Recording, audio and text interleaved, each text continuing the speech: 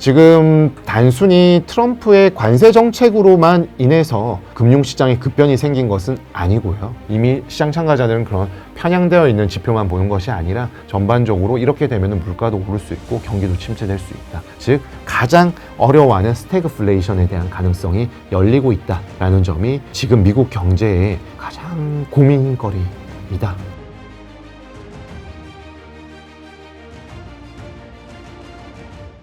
네, 해무 반갑습니다. 오늘은 상상인증권의 신월 팀장님 모셨습니다. 팀장님 반갑습니다. 네, 안녕하세요. 네, 처음 뵙게 됐는데 일단 팀장님을 저희가 급하게 좀 모시게 된 이유가 글로벌 자산시장 모두가 다 힘듭니다. 워낙 트럼프의 좀 관세 정책이 계속 이어짐에 따라서 글로벌 자산시장 자체의 변동성이 너무나 커졌고 투자자분들께서 매우 또 힘들어하시는 상황이 놓여졌기 때문에 전반적인 또 자산을 아울러서 항상 또 코멘트도 해주시고 분석도 하시는 팀장님 특별히 모셔가지고 네. 과연 지금은 우리가 어떤 식으로 우리의 소중한 자산을 지키고 또 불려나가야 되느냐, 또 위기는 피하고 기회를 잡을 수 있는 방법에 대해서 좀 여쭙고자 좀 모시게 되는데요. 네. 일단 와주셔서 너무 감사드리고요. 제가 불러주셔서 감사드리고요. 좋은 유익한 말씀 드릴 수 있도록 최선을 다하겠습니다. 네, 또 처음 와주셨기 때문에 저희 채널 구독자분들께 간단하게 자기소개 먼저 부탁드리겠습니다. 네, 안녕하세요. 상상인증권 리서치센터 투자 전략팀을 맡고 있는 신헐이라고 합니다. 네, 저는 전략팀을 맡고 있기 때문에 전체 자산 시장에 대한 부분들 말씀드려서 주식, 채권, 외환 원자재뿐만 아니라 부동산까지 저희의 하우스 뷰를 전달드리고 있습니다. 전체 전반적인 흐름에 대한 부분들 판단을 해보고 그때그때 나오는 이슈들에 맞추어서 자산 시장의 대응 강도를 조절해 나간다라면은 가장 우선순위라고 할 수 있는 손실을 최소화하고 그리고 기회가 잘 맞아떨어졌을 때 이익을 적정 수준 이상으로 확대시킬 수 있다라면은 안정적이고 꾸준한 수익을 창출해낼 수 있다. 라고 생각하고 있습니다. 이에 맞추어서 오늘 말씀드리도록 하겠습니다. 첫 번째로는 그러면 저희가 해야 할 역할은 위기를 먼저 피하는 것부터이라고 생각하는데요. 그러기 위해서는 지금의 위기가 왜 이렇게 좀 강한 하락을 만들고 있는가, 도대체 뭐가 구체적인 위기인가부터 좀 짚고 넘어가 봐야 될 것 같습니다. 지금 시장은 아무래도 트럼프의 좀 관세 정책에 집중이 되고 있는데 혹시 이 외에 뭔가 글로벌 자산을 흔들고 있는 우리가 좀 잘 겉으로 드러나지 않은 이런 좀 잠재적인 위기도 따로 있는 건가요? 기저에는 트럼프의 비롯되는 불확실성 그리고 경기와 물가가 약간 엇갈리는 그 타이밍 거기에 마지막으로는 트럼프의 관세 정책으로 인해서 관련되어 있는 펀더멘탈이 변동성이 생기고 트럼프의 마음과 의지에 달려있는 정책적인 모멘텀에 대한 이 불안감과 불편함이 시장의 변동성을 자극하게 되는 것인데요. 전반적으로 그런 부분들을 제어해 줄 수 있었던 일기 행정부의 정책적인 흐름이라면은 파월 연준 의장 체제에 있어서의 금리 인하가 좀 빠르게 진행이 되었거든요.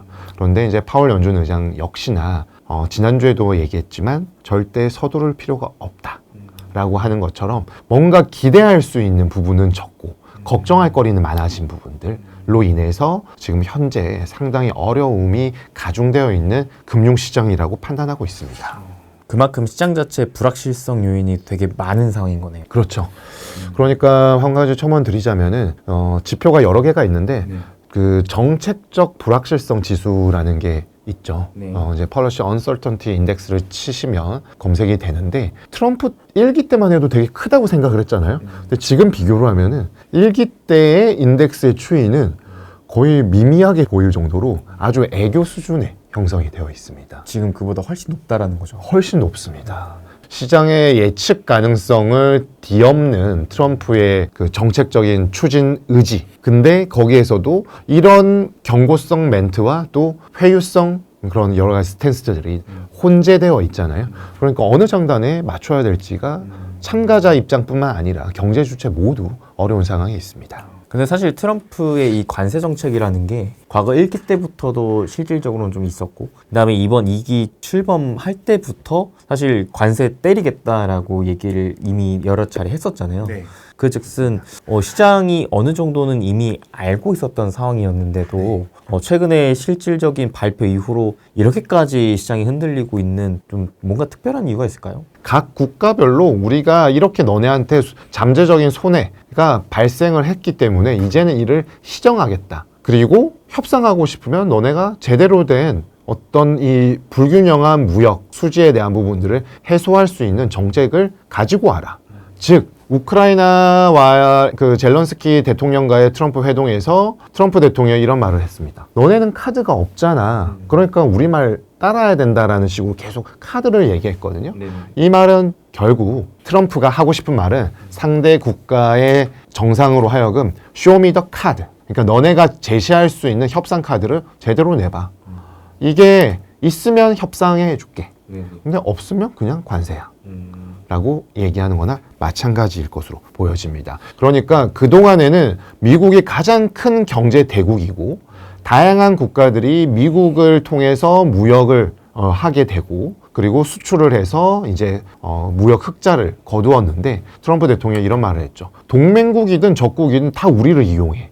이런 것들에 대한 근본적인 이 피해 의식과 이를 타개해야 된다라는 그들의 인식들이 이러한 전반적인 구조적인 그들의 인식 속에서 내재되어 있는 부분들을 트럼프 대통령이 표면화시켰고 이를 정책적으로 지금 내비치고 있기 때문에 상당히 좀 불편할 수밖에 없는 상황이라고 보고 있습니다. 또 한편 이제 대다수의 국가들은 협상의 의지를 밝히면서 트럼프에게 이제 말씀하셨던 협상의 카드를 계속 좀 내밀려고 하는 모습인데 정작 이제 중국 같은 경우에는 오히려 보복 관세를 때리려고 하는 등 이제 다시금 미중 간의 무역 분쟁이 더 심화되지 않나라는 우려감까지도 좀 나오고 있는 상황이거든요.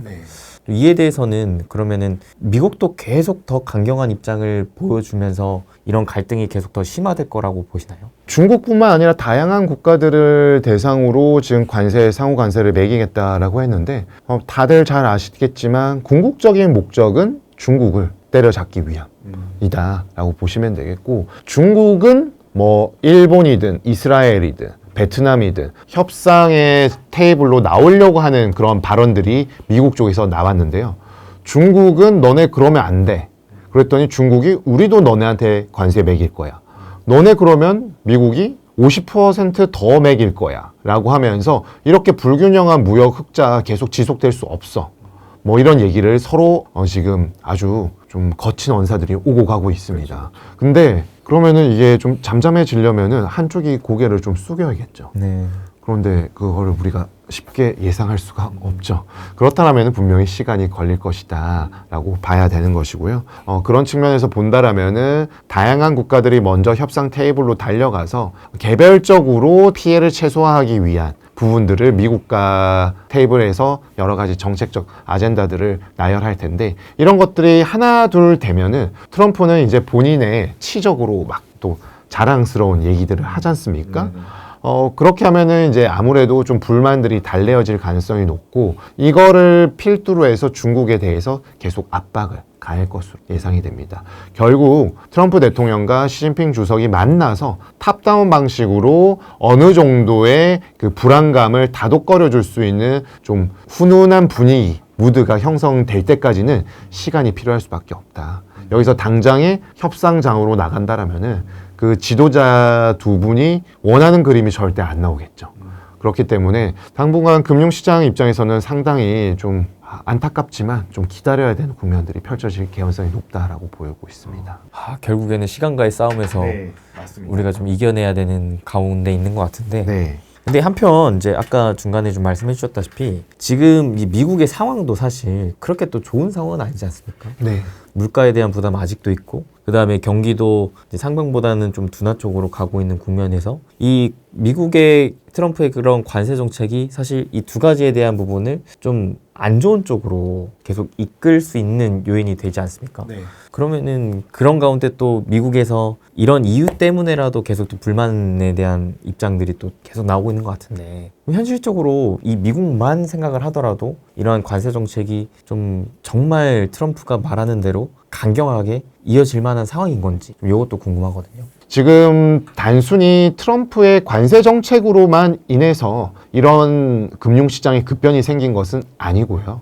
이미 관세 정책과 금융시장에 대한 이 급변이 나타나기 이전인 트럼프가 이러한 관세 정책을 펼치게 된다라면은 어떨까라는 서베이 들이 있지 않습니까? 심리지수 관련된 부분들. 이러한 부분들은 트럼프 취임하는 2025년 1월 달에 했었고 2월 달에 발표되는 지표들부터 이미 급락하기 시작했습니다. 특히나 가장 미국의 경제를 지탱하는 소비자 심리 관련된 서베이 지표들이 급락을 하기 시작했고요. 서비스업은 비교적 견조했지만 이 교역의 위축과 여러 가지 원자재 가격의 상승에 직격탄을 받는 제조업 역시나 중립선을 하회하게 되는 모습들이 나왔죠. 반면에 고용지표나 관련된 실물 경제 지표들은 아직 망가지지는 않았습니다.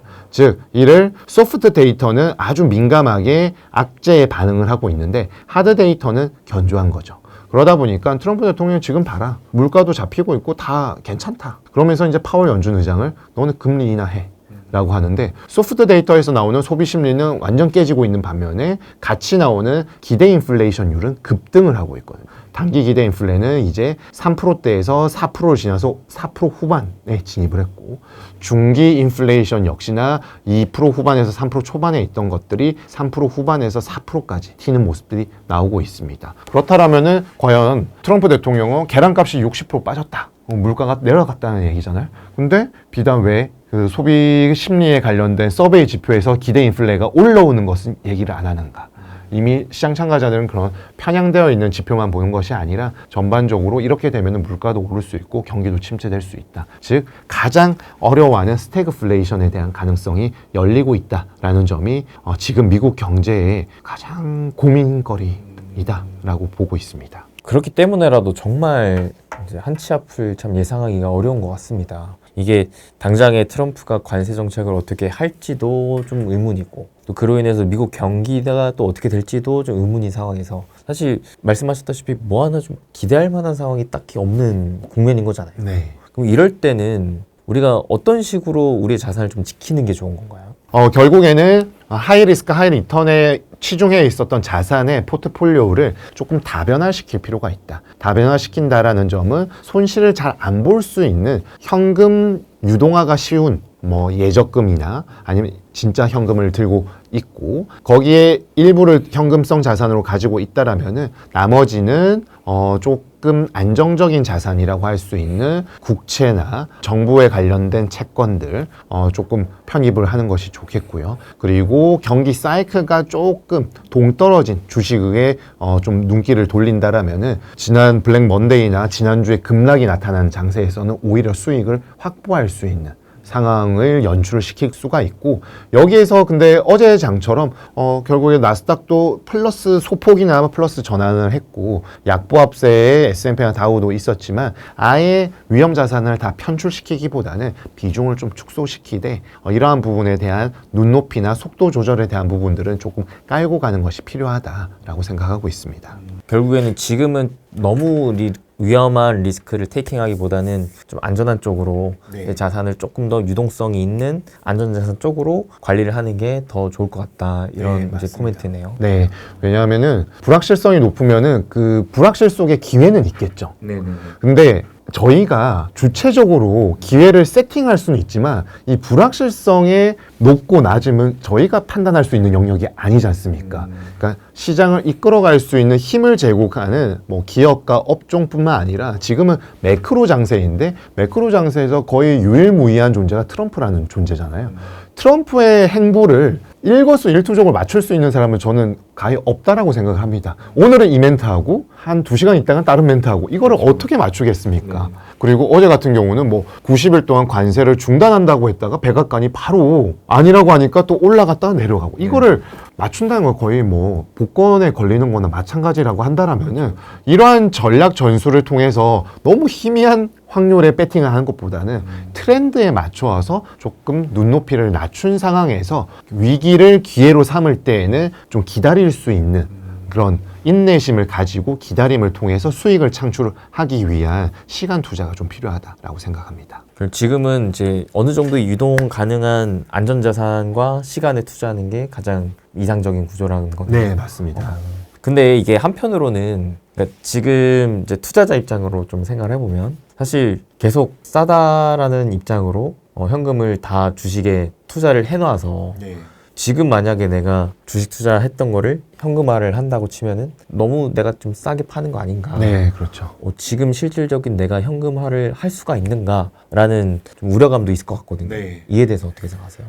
맞습니다. 지금 가장 이 부분들은 사실 개인 투자자들의 고민이 있죠. 특히나 이제 조정을 통해서 약세장에 본격적으로 진입을 하게 되면은 대다수의 개인 투자자분들은 조정장에 진입할 때 나머지의 현금성 자산을 일단 희석을 시키기 위해서 많이 투입을 하는 경향들이 있지 않습니까? 그랬는데 조정장이 안 멈추고 약세장으로 가면은 이제 더 이상 투자할 수 있는 여력이 소진이 되면서 그냥 손 놓게 되는 경우가 있게 되는 거죠. 그렇기 때문에 저희가 지금 최근에 개인 투자자뿐만 아니라 기관이나 헤지 펀드들의 고민들이 이를 투자 시계를 길게 보는 전략 전술을 가져가지 않으려고 하고 있습니다. 아예 진짜 뭐 포트폴리오성 자금으로 인해서 이거는 수익과 상관없다 하는 자금들은 주식이든 채권이든 뭐 외환이든 묻어두고 있을 수 있겠지만 그런 자산이 아닌 성격의 금융 자산에 투자가 되었을 때는 반드시 수익이 났을 때에는 이를 현실화시키는 작업들을 해야 되는데 수익이 난 사람이 누가 있냐라고 하지만 뭐 플러스가 있으면 마이너스도 있고 마이너스가 있으면 플러스도 있게 되는데 이를 길게 보지 않기 때문에 이 정도 수익 만약에 내가 100을 투자했는데 110에서 120이 되어서 엑시트하면은 10에서 20은 수익을 낼 수 있지만 이렇게 급락장이 나타났을 때 반대로 수익을 취하는 투자자들의 입장에서는 120이 아니라 140, 150도 벌 수 있을 것 같은데 라는 생각 때문에 엑시트가 어려운 거고요. 그렇죠. 100에서 90 또는 80에서 더 물타기를 했는데 더 70으로 떨어지면 이제 돈이 없으니까 물타기마저도 어려워지는 거지 않습니까?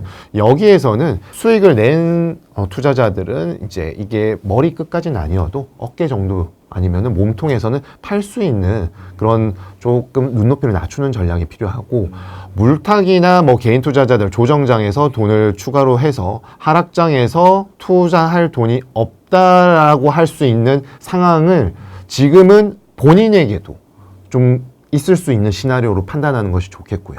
그러니까 한 템포 쉬어가면서 트럼프의 어찌됐든 간에 지금 몰아치기는 이렇게 하다가 뭐 내일 당장 끝날 건 아닌 이슈지 않습니까? 기다려봐야 되는 상황이기 때문에 이거 떨어지면 더 사야 할 기회가 아니야 라고 했을 때 첫 번째 한 템포 쉬어가면서 좀 가격의 변동성이 더 나타나는 부분을 보고 소극적인 분할 매수를 하는 것이 필요하겠고요. 어제 미국장처럼 나스닥이 그렇게 급등락 변동성이 심한 국면 속에서 플러스로 되었고 아직은 시장의 자정 능력, 기술적 되돌림에 대한 부분들이 살아있는 국면이기 때문에 이렇게 기술적 되돌림이 나왔을 때에는 전체 자산에 있어서 마이너스 수익률이 일지언정 저가에 매수한 부분들은 플러스로 전환이 되면은 계산법에 의해서 이 돈보다는 조금 올라가기 때문에 적정한 비중들은 조금씩 환매를 통해서 현금에 대한 확보 전략 전술을 좀 펼칠 필요는 있겠습니다. 결론적으로는 어찌됐든 최근 이제 하락장에서 내가 막 물타기 했던 것들 중에 최근에 내가 좀 저가에 사서 좀 올라가는 경우에 있는 종목들이 분명히 또 몇 개는 있을 텐데 이런 종목들이 막 나는 뭐 100을 목표로 했는데 아직 10밖에 안 올라왔어. 나는 더 갈 거야. 기다리기보다는 그래도 10이라도 어느 정도 좀 챙겨놓고 일정 현금을 좀 챙겨놓고 상황을 좀 지켜보는 게 좀 더 유리하지 않나 이런 입장이시는 거네요. 맞습니다. 그렇게 해야지만 더 큰 위기가 닥쳤을 때 대응할 수 있는 여력이 있고 투자의 제1 기본 원칙은 절대 손실을 보지 마라 라는 것이기 때문에 여기에서는 지금 아까 투심의 향방에 대해서도 말씀드린 것처럼 위험 회피 성향이 극도로 높아진 상황입니다. 위험을 테이킹 했을 때의 손실 가능성이 높기 때문이죠. 이럴 때는 손실을 보지 않는 리턴 수준이라도 벤치마크 대비보다는 좋은, 남들보다는 잘하는 수익률을 기록한 것이기 때문에 남들보다 조금 잘했다고 이거 뭐 내가 만족할 거야 라고 하는 거는 조금 불만스러울 수 있지언정 일단 살아남고 장기적으로 이 판에 머무를 수 있을 때 승자가 될 가능성이 높은 점을 고려한다라면은 눈높이를 이때는 낮추고 위험의 회피 성향이 조금 내려올 때는 기대 수익률을 높이면서 지금보다는 조금 리스크 테이킹을 할 필요가 있다라고 말씀드리겠습니다. 그러면 팀장님께서 생각하실 때 지금 내 전체 자산 중에 현금 비중이 몇 프로 정도 있는 게 적당하다고 생각하세요? 네, 뭐 이거는 개개별로 투자자들의 성향, 투자 성향에 따라 다를 수 있겠죠. 적극 위험 감수형도 있고 위험 절대 회피형도 있고 뭐 다 다르기 때문에 뭐라고 말씀드리기는 쉽지 않습니다만은 이럴 때는 현금성 자산에 대한 비중을 20에서 30%는 기본적으로 가주고 그를 통해서 만약에 리스크를 테이킹 하자라고 했을 때에도 현금성 자산을 다 소진하는 것보다는 그래도 10에서 15%는 남기고 나머지의 돈들을 투자 자금들을 안전자산이든 위험자산에 들어간 다음에 아주 소규모의 플러스 이익의 평가 이익이 났을 때는 엑시트 할 수 있는 그 용기가 좀 필요한 때라고 보여집니다. 즉 고간이 좀 가득 차 있으면은 좀 안심이 되고요. 예, 고간이 점점 바닥이 나는 게 보이면은 내가 대거래 사라도 뭐 가만히가 거의 없는 창고를 보면은 좀 불안해질 수 있잖아요. 그렇기 때문에 이 부분들은 조금 알차게 갈 필요가 있다라고 저는 지금 생각하고 있습니다. 또 당장에 또 날씨도 흉흉해서 이게 당장 내가 짓고 있는 농사가 잘 될지 말지도 좀 불확실한 상황에서 곳간마저 비어있으면 사람이 더 힘들 수밖에 없기 때문에 맞습니다. 그래도 일정 부분은 좀 곳간을 계속 유지시켜 놓는 게 좀 필요하다라는 거예요. 맞습니다.